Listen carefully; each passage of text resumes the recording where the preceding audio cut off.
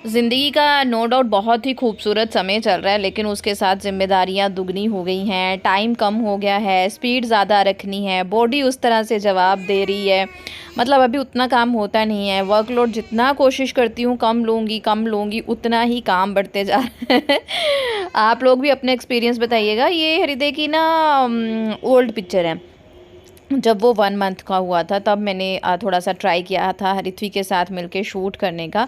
तो आज नहा धो के फटाफट से मैं रेडी हो गई हूँ सुबह ही। मतलब हृदय के साथ मेरा ऐसा ही है। पहले भी ऐसा ही था, सुबह उठते ही मैं नहा धो लेती थी। लेकिन अब तो ऐसा होता है, कहते हैं ना पंजाबी दे विच मौका साँभना हुंदा है, क्योंकि फिर हृदय उठ जाएगा, फिर नहाना धोना क्या, वॉशरूम जाने का वक़्त भी नहीं होता।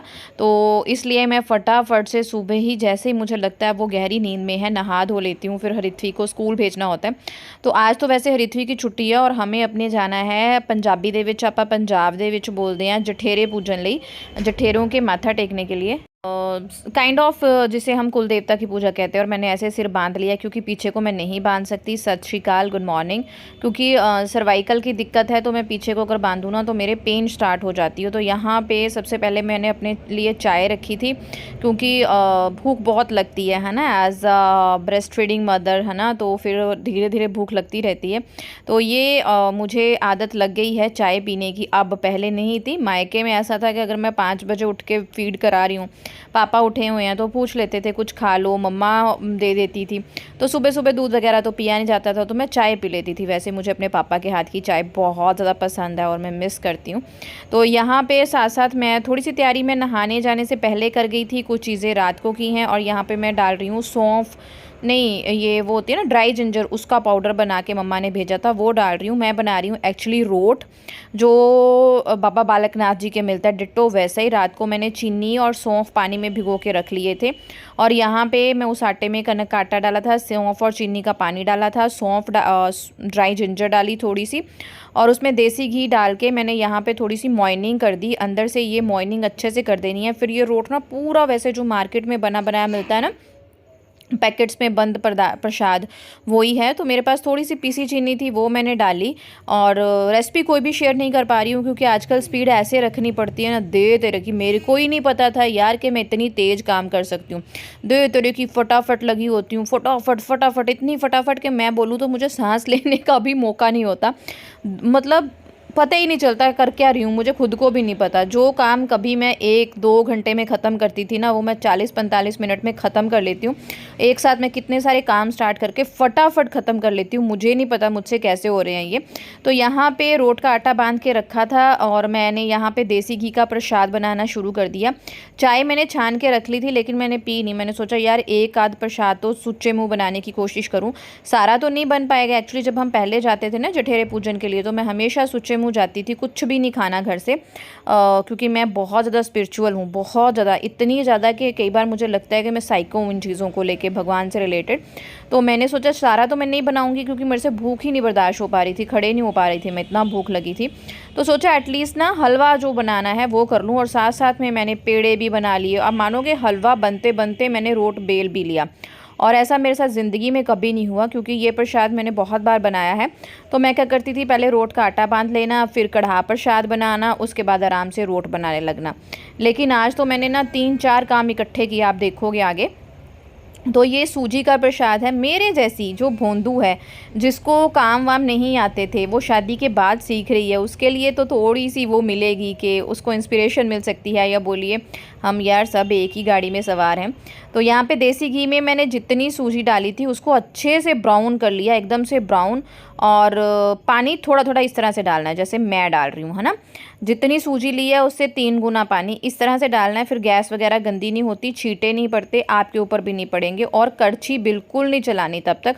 और जितनी सूजी थी उतनी मैंने यहाँ पे चीनी डाल दी है, बस। फिर इसे हमें अच्छे से बॉयल कर लेना है। और हलवा बॉयल होते होते ना मैंने यहाँ पे सारी रोट की टिक्कियाँ जो है वो छोटी छोटी रख के बेली।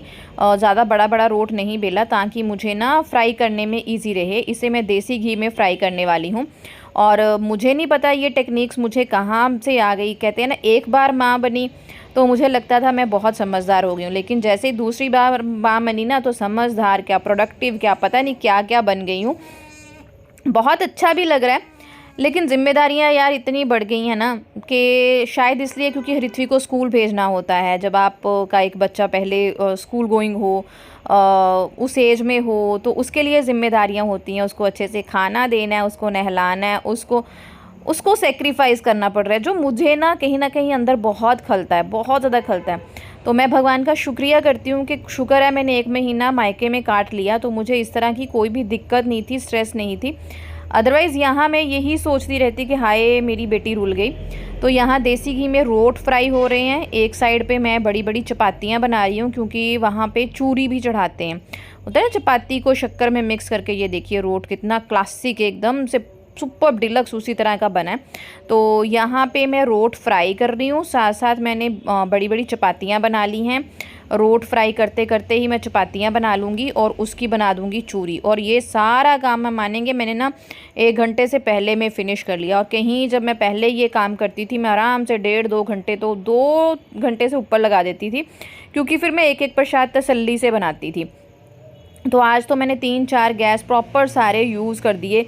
जितने मेरे से शॉर्टकट मेथड हो रहे थे ना उतने मैंने कर लिए और ब्लेस्ड हूँ। चलो भगवान जी, ऐसे ही है ना हमारी मम्मियाँ करती हैं, है ना। मुझे याद आ गया, हम देखते थे ना जब अपनी मम्मा को काम करते तो हम बोलते थे मम्मा की है तुम सारी दिहाड़ी काम लगे रहने हो, रेस्ट कर लिया करो, रेस्ट कर लिया करो। अब समझ में आता है कि बच्चों की परेशानियाँ, बच्चों की टेंशन जो हम मम्मियाँ लेती हैं ना, वही हमें रेस्ट नहीं करने देती।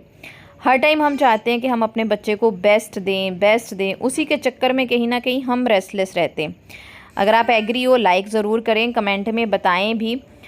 हस्बैंड्स जो है ना वो इधर उधर घूम सकते हैं, उनकी लाइफ रंगीन होती है, वो फ्रेंड सर्कल्स में जा सकते हैं, जहाँ जाएं तब जा सकते हैं। लेकिन हमारी लाइफ ना बच जाती है। हम आधे से ज़्यादा औरतें पहले तो अपना करियर सेक्रीफाइस कर देती हैं, हमारी स्टडी का कोई अता पता नहीं रहता, फिर हमारे दिमाग में हर टाइम घर और बच्चे चलते रहते हैं। अब जैसे मुझे था कि हृदय के उठने से पहले मैं सारा नाश्ता बना लूं, और इस टाइम पे मेरे हस्बैंड आराम से जिम गए हुए थे, है ना। आई एम नॉट सेइंग कि चलो उनकी एक लाइफ होती है, वो भी कमाते हैं, हमारे लिए सब कुछ करते हैं, बहुत सारी चीज़ें वो भी सेक्रीफाइस करते हैं, लेकिन उनको ना कहीं अपनी लाइफ सेक्रीफाइस नहीं करनी पड़ती। हम अपनी इच्छाएं, अपनी लाइफ सब कुछ सेक्रीफाइस करते हैं, है ना। इसीलिए शायद माँ बहुत बड़ा रोल प्ले करती है बच्चों की ज़िंदगी में। और इस तरह मैं लगी हुई थी घर के कामों में, एफिशिएंट इस तरह से हो गई हूँ। रोट भी तल रही हूँ, साथ साथ चपातियाँ बना के उनको भी, मतलब मैंने चूरी भी फटाफट से साथ ही बना ली थी। मुझे पता ही नहीं चला कब इतनी मैं मतलब वो हो गई कि फटाफट वाला काम कर रही हूँ मैं, बस समझ में ही नहीं आ रही।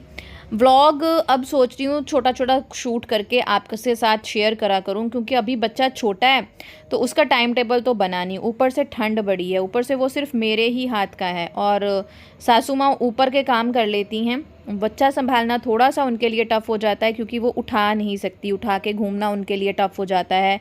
बहुत देर मतलब बच्चे को लेके बैठना भी उनके लिए टफ़ हो जाता है, क्योंकि उनको कुछ फ़िज़िकल इश्यूज़ हैं, तो वो ऊपर के काम कर लेती हैं।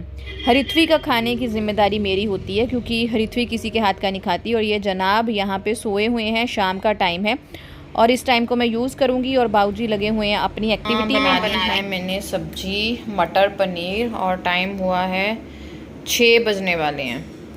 और इधर देखिए हाल, ये आटा गूँथ लिया है, ये दोपहर के दाल चावल हैं, ये मम्मा ने भेजा था आंवले का अचार।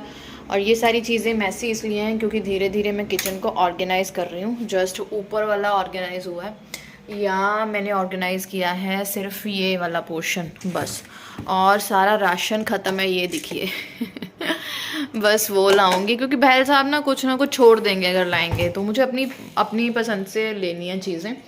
तो यहाँ पे मटर पनीर बनाया, चलिए इसे ढक लेते हैं। और ये मैंने अपने लिए फ्रूट काटा है, this is papaya and dragon fruit, very good for lactating mothers, breast feeding mother's के लिए ये बहुत ही अच्छी हैं दोनों चीज़ें।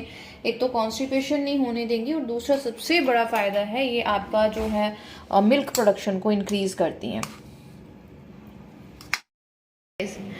बस वही टाइम याद आ गया है, ऋत्वी के टाइम पे भाग भाग के काम ख़त्म करना है, भाग भाग के ख़त्म करना है अब भी। और Ritvi is behaving like a big sibling. वो देखती है मम्मा हृदय चू चू कर रहा है, मम्मा हृदय रोई रोई कर रहा है, फिर भाग के जाके ना उसके साथ बातें करती है, हृदय मम्मा आ रही है, हृदय मम्मा आ रही है। And going through a very beautiful phase of my life, लेकिन उसके साथ टफ कंडीशन बहुत है। कभी लेग दुख रही है, कभी ये दुख रहा है, सर्वाइकल बहुत ज़्यादा हो गई है, ऐसी छोटी छोटी प्रॉब्लम्स बहुत फेस कर रही हूँ मैं।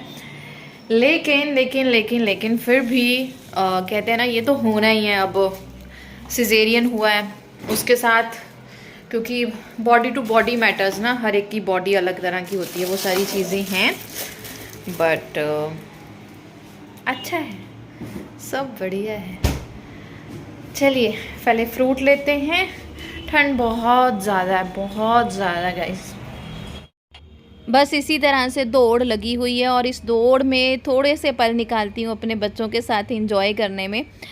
Thank you very much for watching me. Sat Sri Akal और सल्यूट है सब लेडीज़ को। Thank you, bye bye.